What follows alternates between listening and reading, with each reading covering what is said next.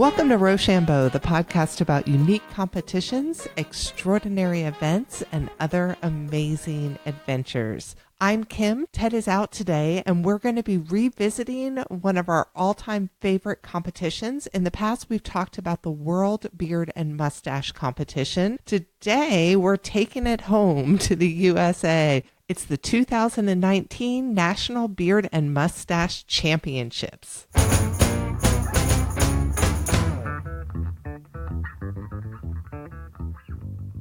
So the 2019 National Beard and Mustache Championships are taking place November 8th through 9th. And today I am lucky enough to speak with MJ Johnson again. Hello, MJ. How are you? Great. How you doing? I'm good. MJ, tell me real quick, what is the most recent award that you have won? Well, at the 2019 World Beard and Mustache Championships, I got fourth place in partial beard freestyle at the last World Championships. So that was the last contest I was in. Not bad. So if you guys are familiar with the podcast, we got to talk to MJ once before and we learned a lot about your history. And I encourage people to go back and listen to that episode so they can get to know a little more about you and how you got started in all this. But let's take it from where you are today. The national championship is coming up around the corner, right? Yeah, November 8th and 9th.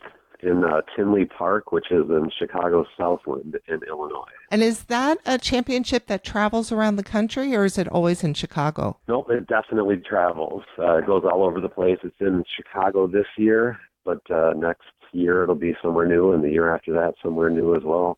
Awesome. And how did you get involved with the Nationals? Are you involved in the organizational side at all? Yes, that's the big tornado in my life that happened. I went from being a beard competitor to all of a sudden owning and organizing the national championships with the Austin Facial Hair Club.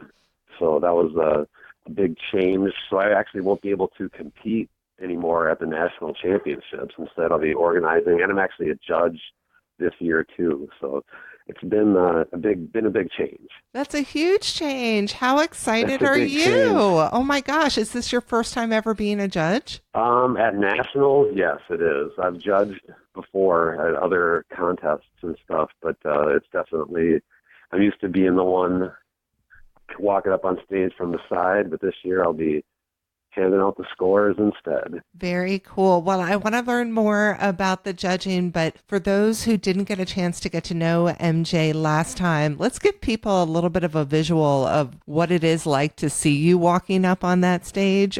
What type of facial hair do you normally sport?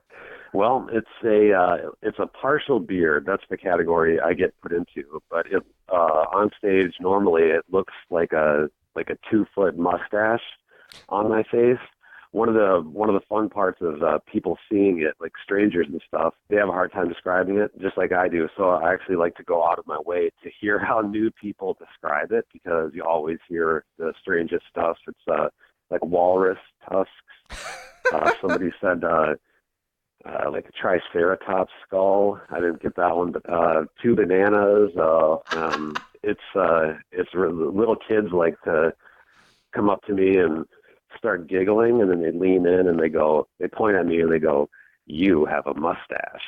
So it's just like little fun stuff like that where people, it's hard to describe it, like you said, but and everybody seems like they have a different take on it. So, well, if I had to pick out of what you just named, I love the 2 bananas. I feel like that's spot on. Yeah, I didn't see that one coming, but it's hard to argue with that. I mean, they have a point. It does have appeal. Sorry about that. Sorry. That's okay. Ted will love that. My co-host is crazy for the puns, so he's giggling right now.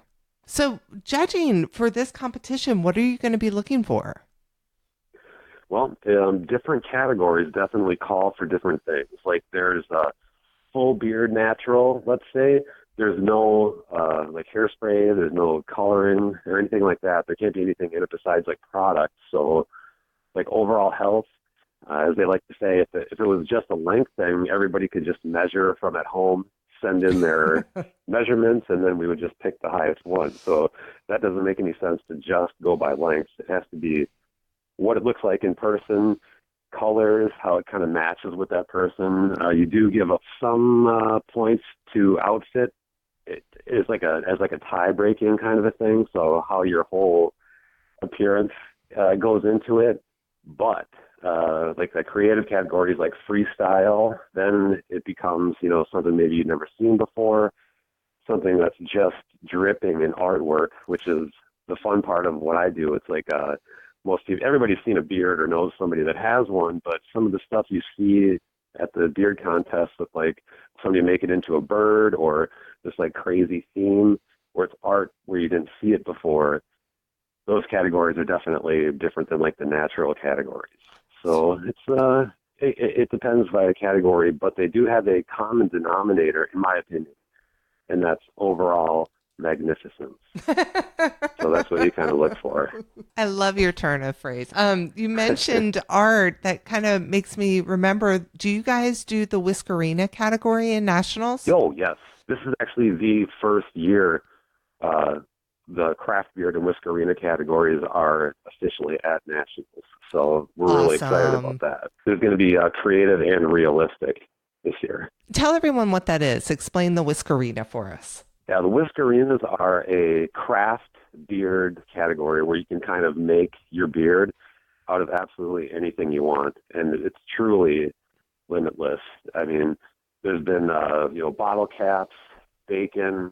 It's the craziest stuff you've ever seen. They'll do it out of they'll grow their own hair out, cut it just to make a beard, just for the contest with their own hair, and it's anybody can enter the category, but it's definitely a woman-dominated category. Like if you took the best 100 competitors in craft beard of all time, they would all be women. You know what I mean? So it's they've used like a live water fountain, so there's actually water in the beard. I mean, it's super creative. When I've looked at some of the Whisker Rinas before, it really does.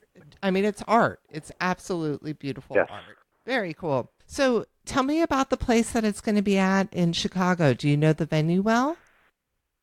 Yeah, it's in that area in Tinley Park. One of the top breweries is 350 Brewing, and what they did is they bought an entire a warehouse area building specifically for events. So it's not on 350 Brewing's tap room, but this is their party central area. I mean, it's pretty amazing. Cool. It'll be jam packed and with food trucks, and it's inside. It'll be indoor and outdoor a little bit, and these guys really put on a production, so it's going to be awesome. That's fantastic. Tell me how people get involved. The best way to do that is to go to the website, which is nationalbeardchampionships.com. That has all the details of the contests, the schedules, the competitor tickets, spectator tickets, and then descriptions of each of the categories, and contact information if you wanted to get a hold of the organizers, which would be myself or the Austin Facial Hair Club. And you can go to the Facebook page of the National Beard and Mustache Championships, and there's an event page on there with there's 1,300 people interested, so you can just pop in questions on there and they'll get answered as well, and you can kind of see what other people are talking about. And that's great. Well, this is a close to home event, and I hope lots of people show up for it because it sounds like a really good time. Absolutely. I mean, if you ever want to start your beard or mustache journey, all it takes is going to one contest, even if it's your first one. You can kind of see what happens, and it might be a journey you stick on to, having fun, and you never know. Adventure grows in the strangest places, and sometimes it can grow right under your nose. Right on, man. Thank you. Thank you. I love talking to MJ, but what a day for Ted to be out, right? Knowing how much that man loves a good pun. Well, speaking of you, thank you for listening. Appreciate you very, very much. If you enjoy the podcast, please tell a friend. Take a minute and subscribe on your favorite podcast provider. Send us a note if you have a competition that you know of that we haven't covered yet. We always love to hear from you guys.